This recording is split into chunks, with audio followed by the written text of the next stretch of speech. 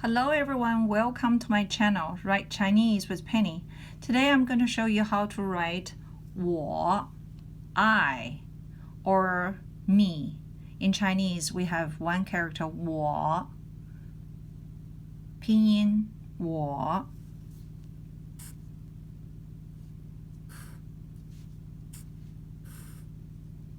Very long one.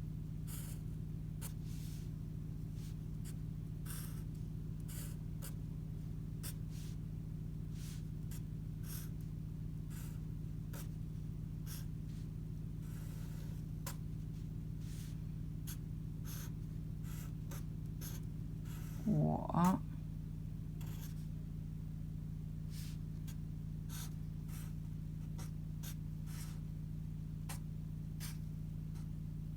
我